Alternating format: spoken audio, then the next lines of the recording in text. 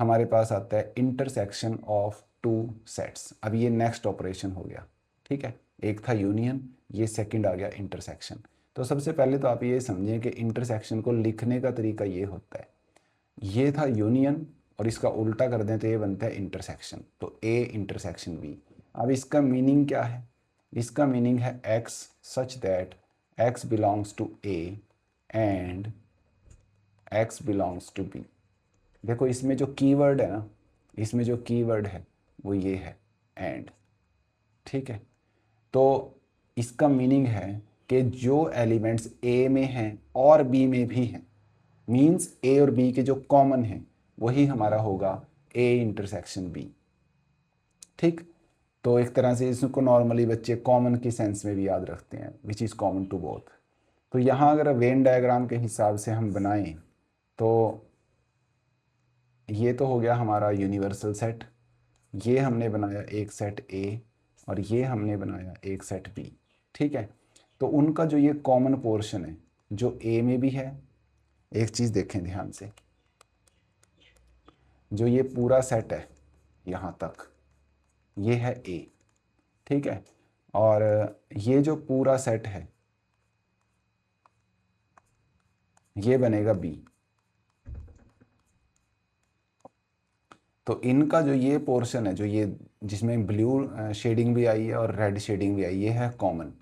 तो इसी पोर्शन को हम कहते हैं ए यूनियन बी। यहाँ देखो ये वाला पोर्शन, इसी को हम कहते हैं union, sorry, A intersection B. तो ये वाला पोर्शन जो है यही है ए इंटरसेक्शन बी, ठीक। फिर से बना देता हूँ एक बार समझाने के लिए कि इस तरीके से जो ये जो पोर्शन है ये वाला, यही है ए इंटरसेक्शन बी, ठीक। तो intersection means common to both. इसको लिखने का तरीका मैंने पहले ही बता दिया है, इसको ऐसे भी लिख सकते हैं ए एंड बी, ठीक है। जहाँ एंड वाली आपको क्लियर कट फीलिंग आए तो समझ लेना कि वो इंटरसेक्शन का ही क्वेश्चन है, ठीक है जी। तो चलते हैं नेक्स्ट पे, कुछ क्वेश्चन देखते हैं। Find the intersection of these sets, इनका इंटरसेक्शन फाइंड करना है। तो ए इंटरसेक्शन बी अगर आप देखोगे तो दो जो दोनों में है, एक एक करके चेक कर लो। 2 यहाँ है, क्या इसमें है? नहीं, तो फिर ये तो नहीं आएगा। 3 यहाँ है, क्या इसमें है? यस है, तो 3 इसमें आएगा। फिर 5 वो भी दोनों में है, वो भी आएगा। 7 वो नहीं आएगा क्योंकि वो ऊपर है, इसमें नहीं है। फिर 9 वो भी दोनों में है, वो आ जाएगा। और बस बाकी तो कोई है ही नहीं। तो ये बन गया ए इंटरसेक्शन बी। यहाँ भी ये शो किया गया है कि 3, 5 और 9 दोनों में कॉमन है। अगर इसका वेन डायग्राम बनाएंगे तो ऐसा बनेगा, ठीक है। इस चीज़ को आप ऐसा समझें कि अगर इसका वेन डायग्राम बनाना है तो हम ऐसे बना लेंगे, और पहले ही 2 नहीं, 3, 5 और 9 ये तो यहाँ लिख लिए। अब 3, 5, 9 को छोड़ के 2 और 7 दो और हैं वो यहाँ लिखे जाएंगे। तो ऐसे करके सेट ए पूरा हुआ। और बी में 11 और 13 और हैं तो वो ऐसे करके बी सेट पूरा हुआ। ऐसे हम इसका डायग्राम बना के दिखाएंगे कि ये ए इंटरसेक्शन बी का हमारा डायग्राम है, ठीक है। इसमें चाहो तो आप शेडिंग कर सकते हो इस तरीके से। तो ये कहानी है। उसके बाद जो है नेक्स्ट हमारे पास क्वेश्चन है ये वाला।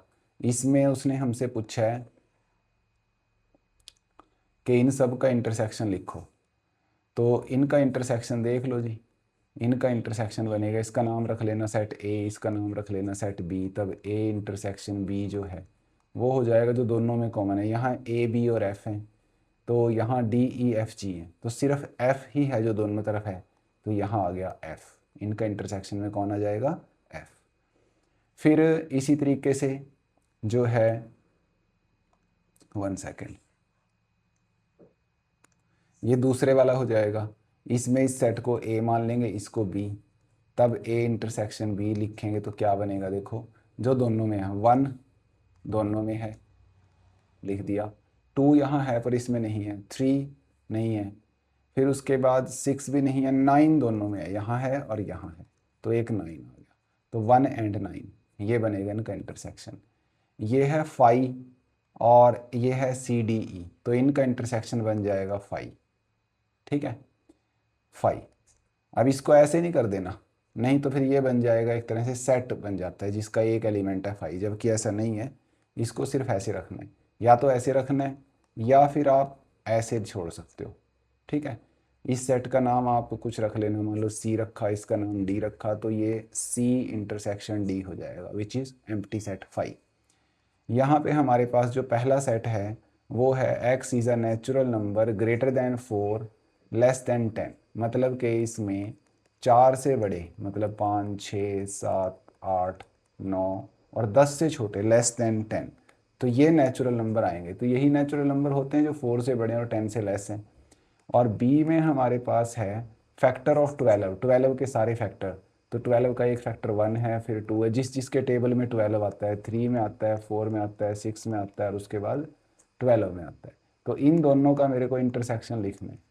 इन दोनों का जब इंटरसेक्शन लिखना है तो देख लो कौन कौन आए। एक तो 6 दोनों में है, और कोई है क्या? बस इतना ही है। तो ये बन जाएगा इनका इंटरसेक्शन।